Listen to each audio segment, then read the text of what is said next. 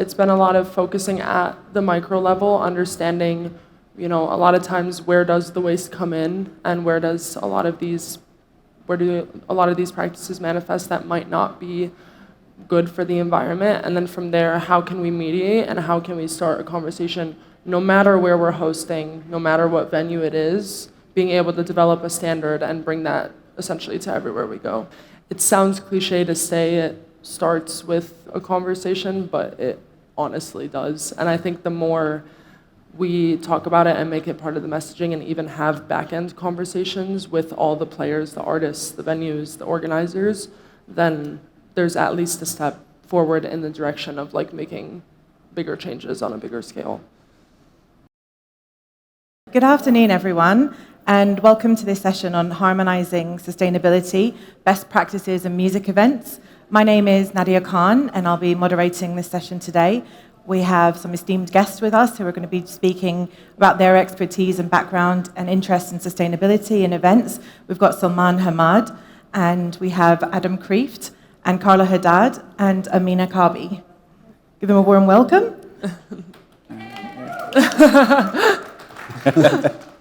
I'll just be handing over to them shortly to introduce themselves, but just as an introduction about myself, I've been working in the music industry for over 20 years across different disciplinaries. I'm a music manager and a music industry consultant.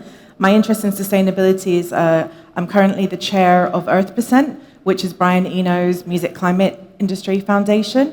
We recently launched Nature as an artist on Spotify with a project with UN Live, which is really exciting as well. And as the global music industry continues to grow, so does our impact on the environment. From massive festivals to intimate gigs, the challenges of sustainability touch every corner of our work, from energy consumption, waste management, to transportation and resource use. But the exciting thing is, this industry is full of innovators like yourselves, people who are finding ways to balance the unforgettable artistic experience with environmental responsibility. And over the next 45 minutes, we'll explore how sustainability is being integrated into event planning. And our goal is to leave you inspired and equipped with some practical tips on how you can also make your events more eco-conscious. So let's dive in. To start, I'd love to just come to each of our guests and ask them to introduce themselves and also briefly share what sustainability in the music industry and events means to you. So Amina, I'd love to come to you first. Hello. Hi, so I'm Amina Kaabi. I'm a journalist, currently freelance, and I've been writing in the region for the last 10 years with a specific focus on culture, music as well, in the Middle East and North Africa.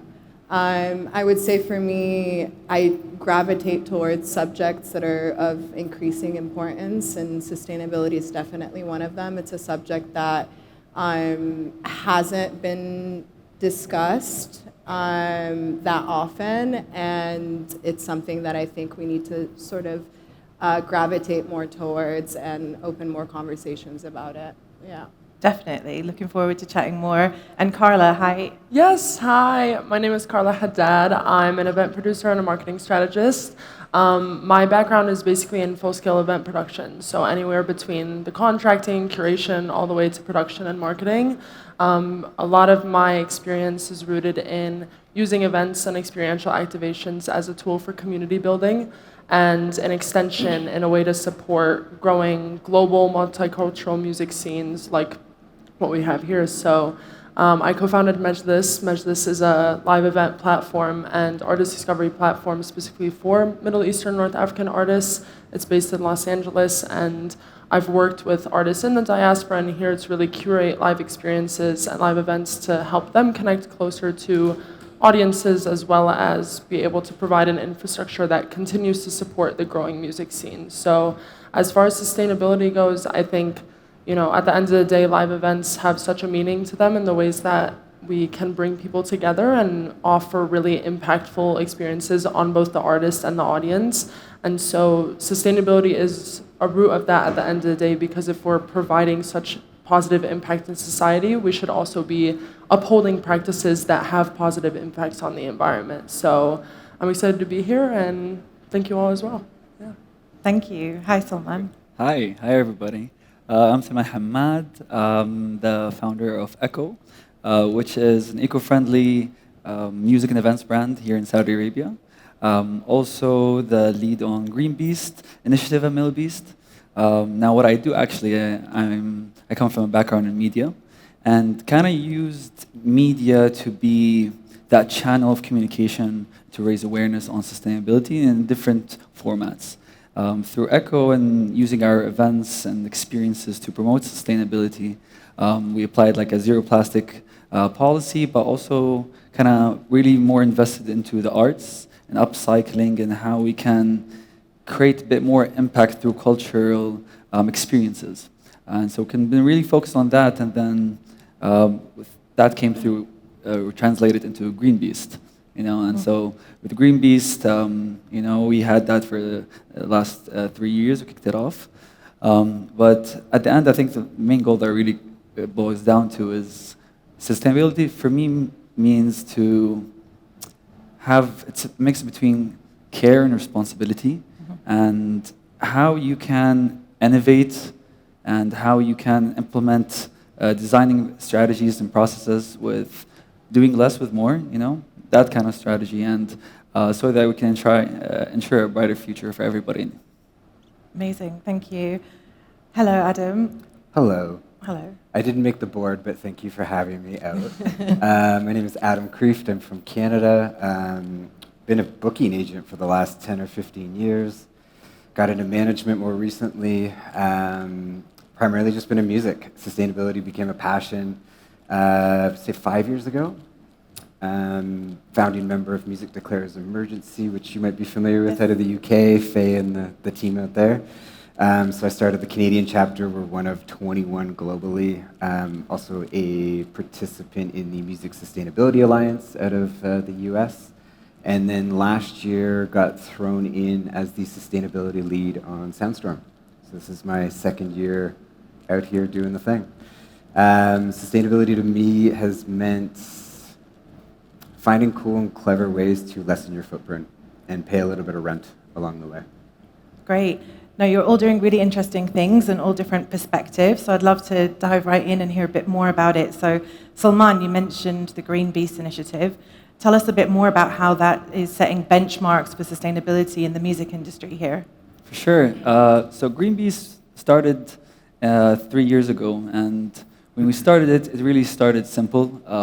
We did a lot of research in how we can improve our footprint in the industry, but you can start with small steps to help kind of understand how we can grow our raise awareness or grow our audiences. So we started with a beach cleanup.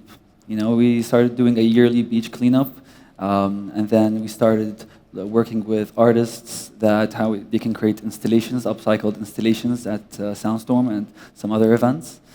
And year on year, we wanted to kind of take our focus and align it with Saudi Arabia's 2030 vision, and is to reduce our environmental footprint across all sectors. And so for that, we wanted, as one of the leaders here in events and operation, we wanted to kind of decrease also our footprint and environmental impact through our events. And that has translated with our flagship event, Soundstorm. And so from last year, we started bringing in initiatives, and it's been a learning journey, you can say. It's not you could say. You could say.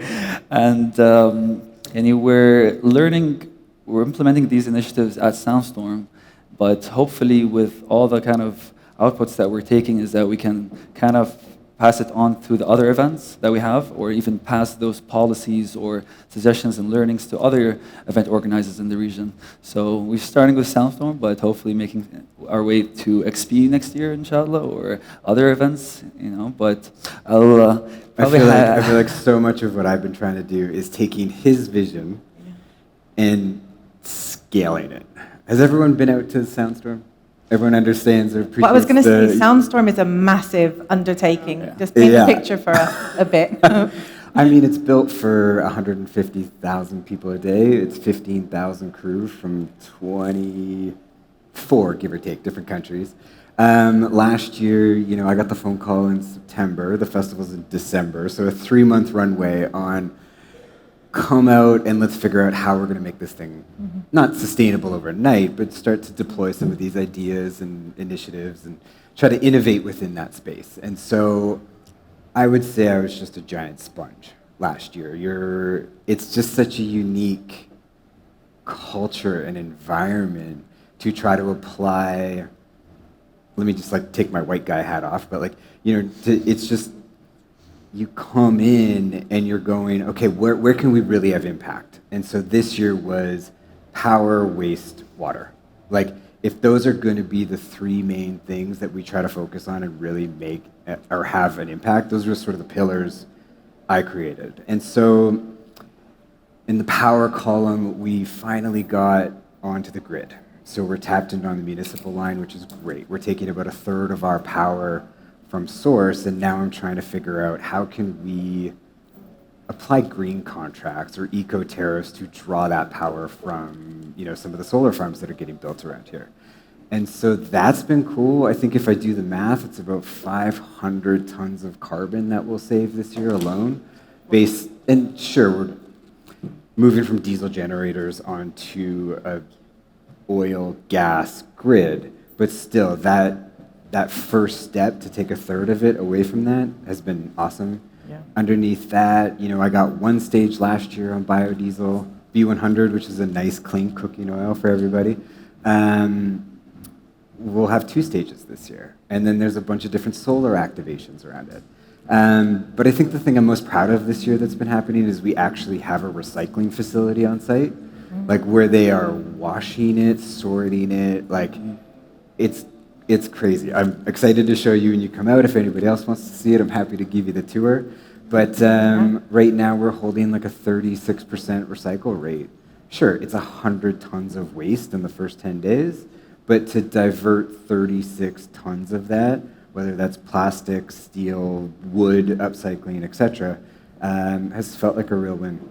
Oh, and I'll say, so last year, I ended up at the Riyadh landfill, which was a totally different experience to confirm what was actually happening with our recycling. And this year so far, we're able to actually put on the books that we're at 84,000 water bottles recycled, and that number just keeps turning over. So anyways, I digress. I've been running my mouth here on all the good things we're doing at Sandstorm so far. Really interesting. I want to come back to you Sorry. in a bit and dig into it a bit more. But Karla, I'd love to come to you and ask you, how has your work informed your approach in creating sustainable and impactful music events? Yeah, so I come at it from the perspective as an independent promoter, as an event producer. So a lot of my work were basically, for lack of a better word, at the whim of the venue that we're hosting in. And because of that, there's ways that a lot of times people might think, well, this is just how they operate. There's nothing I can do about it. But it's kind of a lesson for all promoters, for all producers to know that you can set the standard for the space that you're hosting in. You can offer solutions coming into different venue spaces depending on how they run, different systems to be like, this is where we can alleviate. And I think that starts a broader conversation in the industry in general of like talking to event organizers, promoters, producers to basically be able to develop a standard of waste reduction sustainability and then take that to wherever they're hosting. So for myself, a lot of it has been in trying to eliminate single-use plastics. It's kind of micro level, like there's obviously the broader carbon footprint, there's the energies, there's the power, things that we might not necessarily have control over at a scale such as yourself, for example, but single-use plastics as far as like, being able to, there's initiatives where you can bring in different types of cups that are biodegradable rather than using the plastic cups that are usually available at restaurants or at bars. Even as far as being innovative in the types of events we've hosted, when it comes to, for some background, a lot of these events have been concerts, artist showcases, community meetups, just tools to be able to connect the community while also showcasing artists in different ways. And we've been creative in the spaces that we've used as well, rather than always having to do a full-scale concert production. Yeah. Sometimes you can get 50 people together in a coffee shop to meet up and have an artist perform in that kind of environment, which is going to have a lot less of a footprint than you're going to have at a traditional music venue.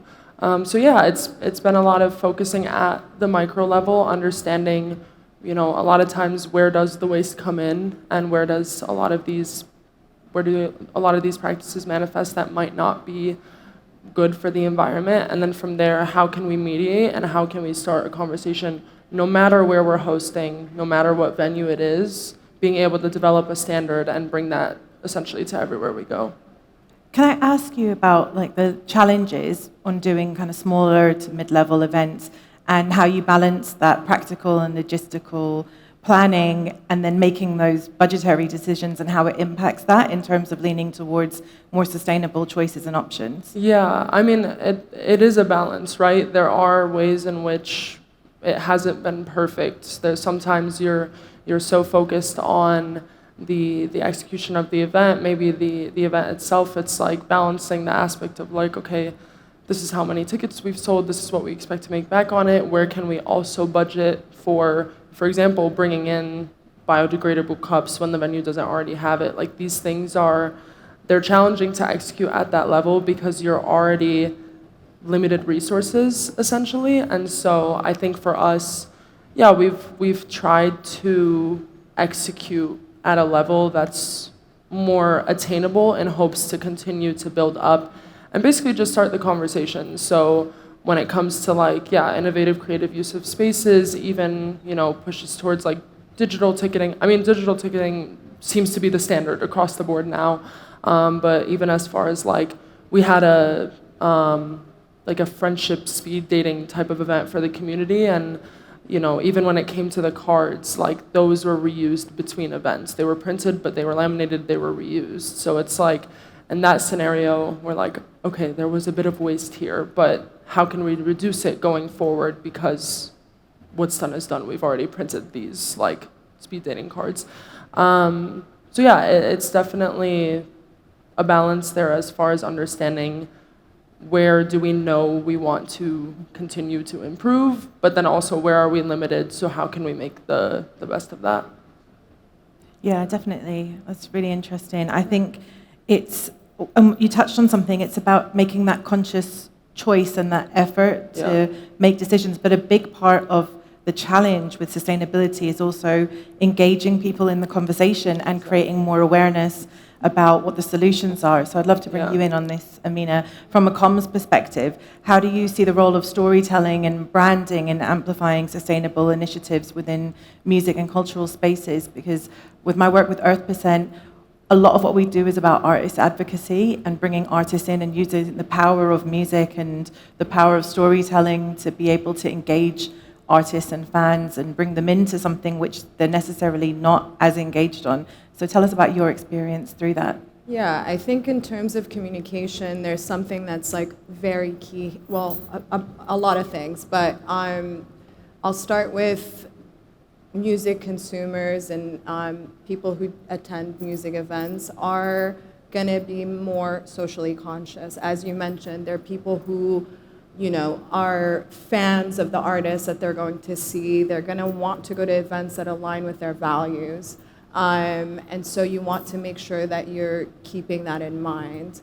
The other thing that underpins it is definitely like transparency. I think it's really important for organizers to be transparent with the attendees, to be open about sharing, to be open about talking about, exactly like you were sharing, the numbers, give them the facts, and yeah, just generally be open. And I think that's going to be very, very well received from people. The other thing to it, I think, is you have to sort of tailor your storytelling to where you are, right? So the way you're going to talk about sustainability in Europe, in North America, is going to be very different from how you're talking about it in the Khalij and the GCC. It's going to also be very different when you talk about it in North Africa and country to country. Like the Arab world is extremely diverse, and people have very different relationships with their environment. But of course, there are things that we, all share in common, and I think there is a way for us to communicate about various initiatives and efforts that are going to resonate. I think in our heritage, there is already this deep connection that Arabs generally have to their land, to their, soil, to the landscapes. I don't know, your grandparents and parents are probably talking about the mountains and this and that and this, the soil. And so I think that there is an opportunity for a really, really profound conversation that can be had. And I think, and there's more and more events that are taking place, which is amazing. It would be really wonderful for it to, for there to be a very transparent, very open relationship with the people in a way that, it nurtures a connection, I think that's kind of key here. It's one of the areas I've struggled with probably the most at Soundstorm is education and expectation when you're coming to the festival, whether crew or fan, how to recycle, what is recycling, right? How to recycle, separate, the basics. And I don't know, I'd love to throw that to the group to help me problem solve this because it's not sexy, it's not cool. You're able to position it in some of the branding around site, in this case, Soundstorm. And there's definitely a ton of support from Middle Beast when it comes to sustainability and what we're trying to do. But for the fan coming, it's just full on. And you're hoping to capture a water bottle. That's what I was going to ask. Do you think that that's the most pressing challenge that you see? Waste? Yeah. It's a big one. Yeah. To be honest, I feel like education is my hardest challenge. Yeah. And education/adoption of here is what is expected of you when you come to this festival site. There is a blue bin, there is a black bin, or some form of it, because no one is carrying a refillable water bottle. Right. You go to you go to Lollapalooza, whatever, and I would say, I don't know, half of the fans have a water bottle in their hand. And sure, I've gone and run around and I've doubled how many refill stations are around that are available to you. But ask me next year what my data point is on how many liters of water came out of those refill stations, and I bet you it's down here. But you got to start somewhere. Yeah. Go ahead. No. Just adding to that is that I think it's also important to telling them, educating them, and giving them also the right tools. Like I saw something is that we provided sippy cups or usable cups at Soundstorm that people or fangoers can use, but for them, I don't want to walk around carrying this. So I think it's also kind of incentivizing them by giving them nice tools, products, either with an artistic touch or a creative touch to it, that might convert people who are like, oh, actually, I'm going to wear this handmade strap with a water bottle inside of it, and I can run around the festival across a few days and just have fun and don't need to carry water bottles or anymore. So I think it's also all right, how can we also help them or equip them with the tools, so we can create a bigger impact. That's a great idea. It is a very good idea. I just figured out how to take so much of our PVC banner and there's a bunch of it and turn it into T-shirts for next year. Wow. But I wonder if we make those straps and we do water bottles. So cool. That's a great idea. Yeah. We should plan it. But we did it in Echo. We had plenty of these and they always get sold out every time because they look nice. You can place it, and there are even some vests that have straps inside of them for production team that a lot of people start wearing. Like, oh, this is nice. You can multifunctional. You can wear it. I feel like that's the fun part of it. Exactly. And what about this artist advocacy element as well? Because you talked about it, this challenge to engage consumers. and ticket buyers that are coming to the venues and festivals? How do you engage them? And can you share examples that you've seen that have been really good practice of artists that have got involved and or even passionately care themselves? And obviously with Middle Beast, you have brilliant, big high-level artists attending. Is it a way that you could possibly engage with them to highlight the work that you're doing and the activations? Salman? Yes and Yes? no. I mean, it's so artist-driven at that point. As a festival, you can go and say, hey, we have this opportunity to do this. It's not like Billie Eilish headlining Lala, where she can go and say, look, I want to work with Reverb, and I want to run, and I think she only did like 3 songs or something. But that part of her show, which is massive, was run on battery. And it was one of the first times it was successfully done at that peak, like, volume. Yeah. But that's coming from her. And so you have artists like Coldplay and Billie Eilish, etc., that as a festival, I think you can go and create the platform and say, this is what we're doing.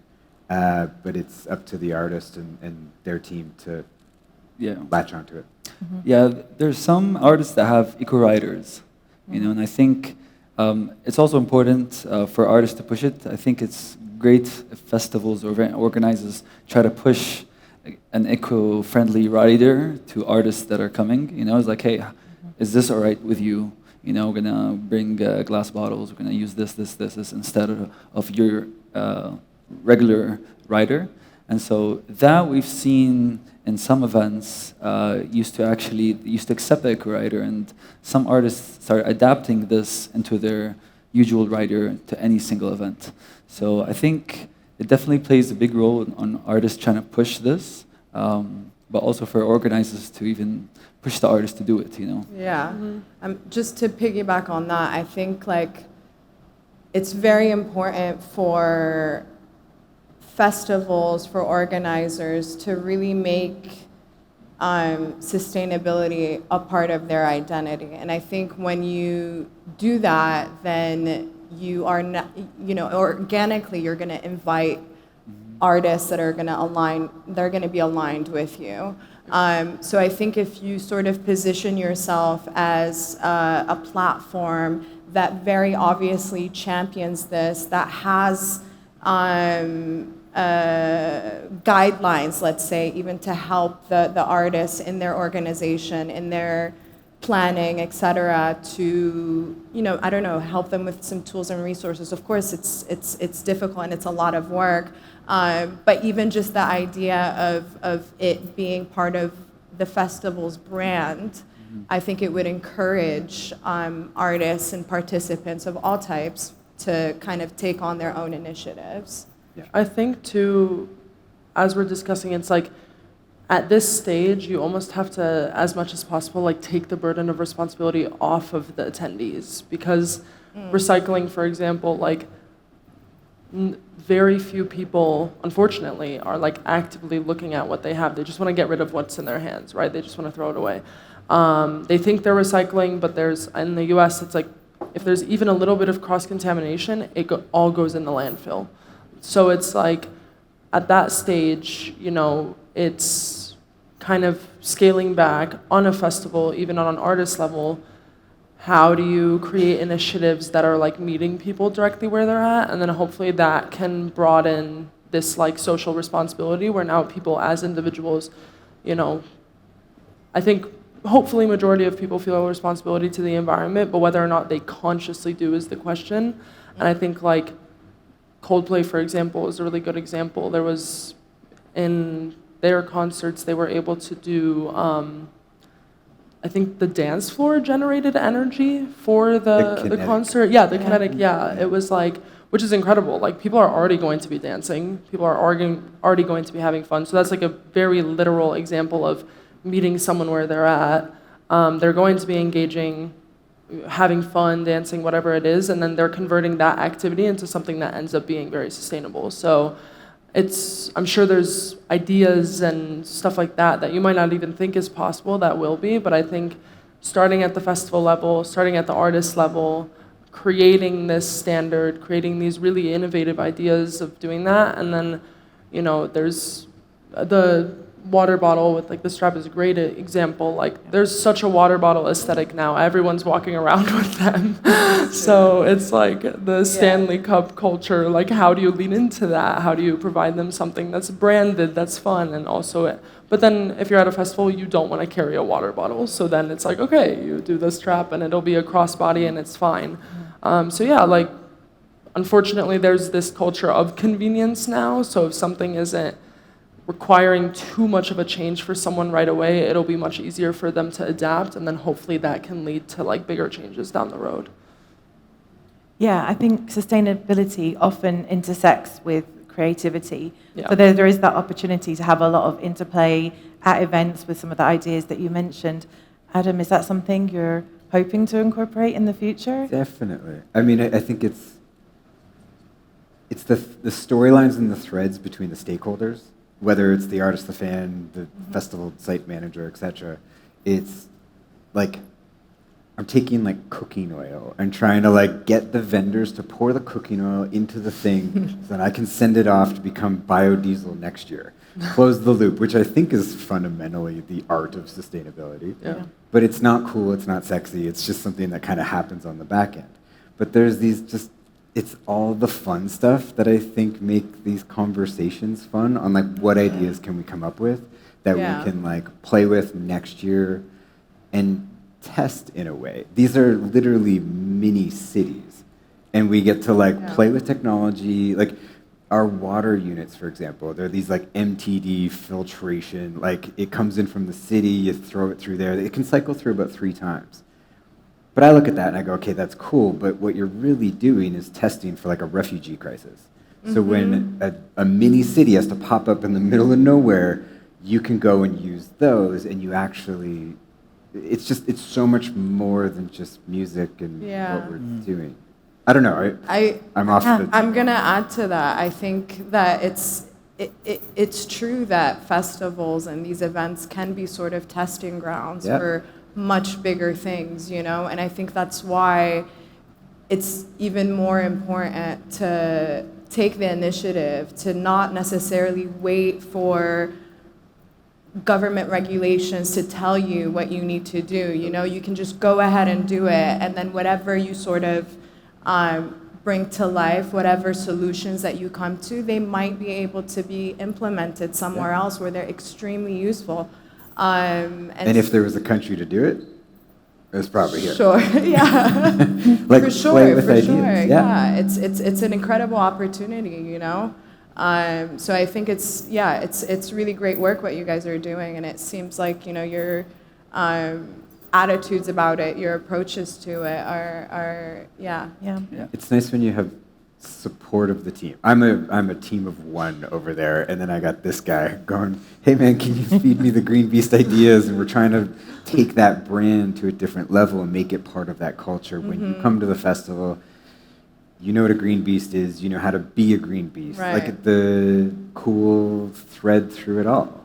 Yeah, there's so much to creativity, honestly. And I think in modern time with technology, that just blew up the creativity spot of how you can sustainably innovate the way you do things, you know. And so whether it's innovating creatively how you plan your events for the next couple of years ahead, or how to creatively innovate either like an installation or waste that you have, you know. And so with tools these days, there's so much that you can play around with, and there's also more local organizations that even offer these kind of creative services. You know, so it's been interesting to see, like from last year and the year before, working with local vendors who either do upcycled installations, or that we usually work with year on year, and the tools and the technology they've been using year on year has only been like progressing. So there's a lot you can definitely do there, and not just staying put into one side of creativity. I think to that point as well, the more we get to play with it, the more adoption there is, the price goes down, and then the easier it is to put it in the budget line and be like, we can afford this, and this is how we deploy and implement it. Yeah. Because the budget, that's a hard question. Definitely.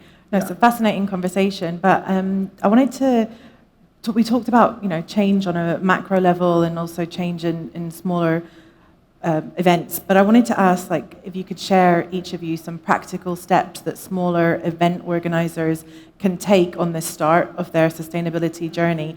Karla, I'd love to start with you. Yeah, absolutely. I think it goes both ways, right? I think you can start with messaging. Messaging is really important because you made a really good point. Like, the ethos you stand for as an organizer are going to, over time, the more people hear something, the more they're going to believe it or feel like they're a part of that mission for you. So I think, and then in the ways that we know we might be limited or we're working towards an active solution, we can just make it a part of our messaging. Even if someone might not listen to you at the end of the day, you can say, the know before you go, the assets you can post ahead of time saying, please be conscious of how you're disposing of your waste. We have compost bins, we have recycling, we have trash. Please take a moment to distinguish. You can, that, again, I know I spoke on how, in ways you have to alleviate the burden off of the consumer, but in ways that's kind of where you need to start, at least to just get the conversation going, whether or not it's followed, the hopes that it is. And then from there, having conversations with venues, with spaces saying, hi, we understand that this is how you run your bar, this is how you get your energy, this is how you do, where can we improve? What can we do as organizers to bring in active solutions? And, unfortunately, some might be we're not interested in changing, and at that point you can kindly be okay, I'm gonna work with someone else. But then others, might be this is where we do struggle, these are our limitations. And then from there, you can have the actual, we can understand more from the venue side, and then maybe bring in solutions on a promoter end. So it sounds cliche to say it starts with a conversation, but it honestly does. And I think the more we talk about it and make it part of the messaging and even have back-end conversations with all the players, the artists, the venues, the organizers, then there's at least a step forward in the direction of making bigger changes on a bigger scale. 100%. Anyone else got any practical tips? What was the question? Practical tips that you could share with smaller event organizers that are starting on their sustainability journey. I'd say composting. In a nerdy, food waste one. Yeah. If you can figure out how to manage what's coming out the back end, it's a little action, but it goes a long way. When that food ends up in landfill, we all know the stats are on methane and everything else. But you can either figure out how to donate it, or you can figure out how to turn it into dirt, plant some trees.